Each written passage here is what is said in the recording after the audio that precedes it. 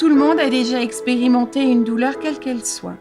Une chute, une blessure, une plaie, une rage de dents, des maux de tête. Cela s'appelle une douleur aiguë. C'est un signal d'alarme automatique envoyé par le corps. Après quelques soins et un peu de patience, elle vous quittera jusqu'à la prochaine fois si vous êtes malchanceux. La douleur est dite chronique lorsqu'elle est ressentie par quelqu'un constamment et depuis une longue durée.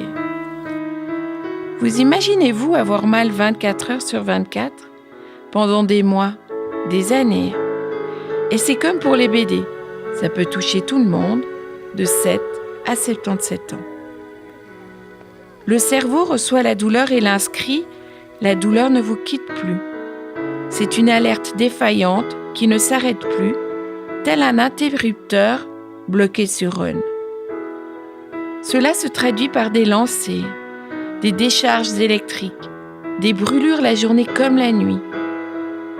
C'est dur d'accepter d'avoir mal lorsque la blessure n'est pas ou plus visible. C'est presque inexplicable, même pour nous qui la vivons au quotidien.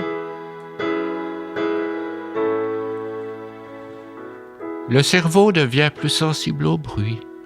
On se sent plus fatigué car la douleur chronique est une lutte quotidienne et une dépense d'énergie.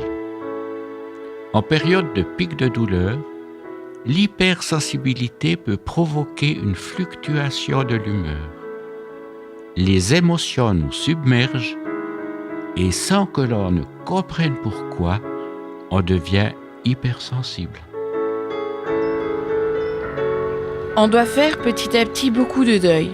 Des amitiés qui se perdent, un travail qu'on aimait mais qu'on n'arrive plus à exercer, un sport qui nous vidait l'esprit qu'on ne peut plus pratiquer. Tout doit être planifié en fonction des crises douloureuses, des différentes limitations.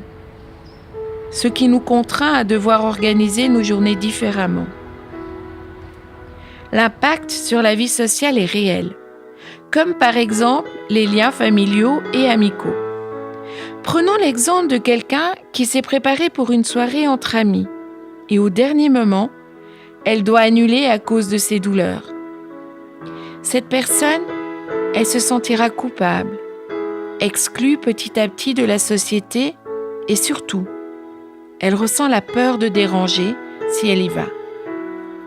Ce sentiment est dû à la maladie.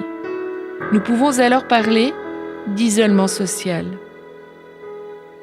Pour certains d'entre nous, la famille et ou les amis peuvent nous apporter soutien et réconfort par leur écoute, leurs petits mots et leur présence. On voudrait oublier cette douleur persistante, permanente, lancinante. Mais le cerveau n'y arrive pas. Il se rappelle constamment. Même s'il retient le positif, le négatif ressort en cas de crise douloureuse. Cependant, certaines personnes ont des solutions toutes faites pour nous. Il n'y a qu'à oublier. Faut que tu te secoues. Fais comme si. Ça va passer. T'en fais pas. On entend tout cela et même encore. Oui, c'est dans la tête tout cela. On encaisse en silence. Et on ressent le besoin de s'isoler. De ne plus voir personne, de plus entendre ces personnes bien pensantes. Mais t'as bonne mine aujourd'hui. Mais qui ne savent pas de quoi elles parlent. On passe des fois pour des flemmards, ou aussi pour des personnes qui aiment avoir mal quand ça les arrange. Comme il est difficile de sortir des jugements lorsque nos maladies sont invisibles pour les autres. Et Dieu sait que très souvent, la douleur chronique est invisible. La douleur est toujours là, incessante, angoissante, oppressante. Elle ne nous quitte jamais. L'intensité de la douleur varie sans cesse. La bonne humeur fait souvent place aux larmes. Toutes ces attitudes permettent difficilement à notre entourage de comprendre cette variation. Ce que l'on doit aussi comprendre, c'est que la douleur chronique provoque des épisodes de déprime, ce qui n'est pas forcément synonyme de dépression. Le moral devient fluctuant, ce qui peut être pénible et très difficile à expliquer. Au fur et à mesure qu'on se retrouve seul chez soi, cloué au lit, à cause des douleurs, on commence à réfléchir à toutes ces choses qui ne nous préoccupaient pas avant. Et là, un lourd parcours commence. Et si? Et pourquoi? Comment? La colère? La peur? La révolte font désormais partie de notre quotidien sans qu'on ne l'ait voulu. L'avenir est flou et incertain, tant financièrement que sur le plan personnel, car on perd doucement son identité professionnelle, ainsi que des collègues que l'on appréciait. Puis les démarches administratives commencent. À ce moment-là, on est loin de se douter que ça va être un long parcours du combattant. Sans compter sur un état de santé qui très souvent est dégénératif. Comment faire comprendre que l'on se sent coupable, frustré, que l'on perd l'estime de soi à cause de ces douleurs, alors que l'on aimerait que ce soit l'inverse? La douleur chronique n'est pas une fatalité. Elle est aujourd'hui reconnue comme une maladie à part entière. Dans certains pays, comme au Canada, ainsi que chez nos voisins français, elle est traitée par les médecins comme n'importe quelle autre pathologie. En Suisse, 1 personne sur 5 souffre de douleurs chroniques. Et cela fait quelques années qu'on la connaît comme une maladie, mais on a encore beaucoup de chemin à faire de ce côté-là pour la reconnaître comme une pathologie à part entière. C'est une vraie maladie que le patient ne s'invente pas. Elle est invalidante au quotidien pour le 3% des personnes concernées. Les personnes atteintes de douleurs chroniques ont très souvent une médication lourde, avec des effets secondaires qui, encore une fois, sont invisibles pour l'autre, mais qui doivent être gérés une fois de plus dans leur quotidien.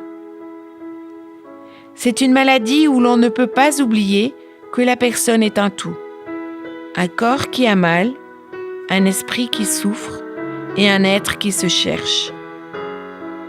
Il est primordial que la prise en charge soit globale si l'on souhaite que la personne arrive pas à pas à gérer, à redevenir le propriétaire de sa vie. Cependant, ce qu'il faut retenir de tout cela, c'est que, même si notre vie n'est plus celle que l'on aurait voulu vivre, même si certains deuils ne se font jamais ou rarement, cette révolte et frustration sont aussi le carburant, le combustible qui nous font avancer, qui nous fait nous battre, lutter de toutes nos forces au quotidien pour une vie meilleure.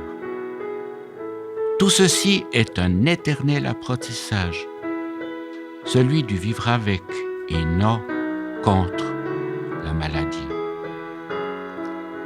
Nous apprenons à vivre différemment, à nous remettre en question et à nous construire en fonction de nos douleurs, à nous aimer tels que nous sommes malgré cette pathologie.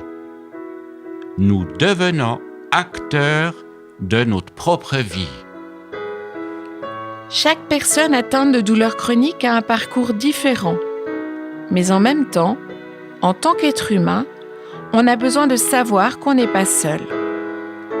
Grâce à Avadol, nous allons de l'avant ensemble. Cette association répond à nos besoins de soutien, d'écoute, d'astuces, de petits mots qui nous redonnent le sourire, d'être accompagnés sans condition. Et surtout, on a besoin d'être compris dans ce qu'on vit, de parler la même langue. Alors non, les personnes atteintes de douleurs chroniques n'ont pas inventé une nouvelle langue à apprendre, mais ils ont juste besoin d'être compris dans ce qu'ils vivent, d'être crus, même si leur maladie ne se voit pas. Avadol a aussi pour mission de faire reconnaître la douleur chronique comme une pathologie à part entière, par les pouvoirs politiques et sociaux, ainsi que d'amener la société à connaître cette maladie. Plus jamais seul, mais ensemble, aujourd'hui notre slogan prend tout son sens. Nous avons choisi d'être ici, au chemin des sens à la Tsuma. Ce chemin et cette place sont représentatifs de notre parcours. Ce parcours autant médical qu'intérieur. Devenons ensemble de vrais partenaires. Alors, si toi aussi tu souffres de douleurs chroniques, dû à un accident, dû à de multiples opérations, ou si tu souffres d'une maladie neuromusculaire, alors n'hésite pas, rejoins-nous. Vivons ces cheminements ensemble et unis.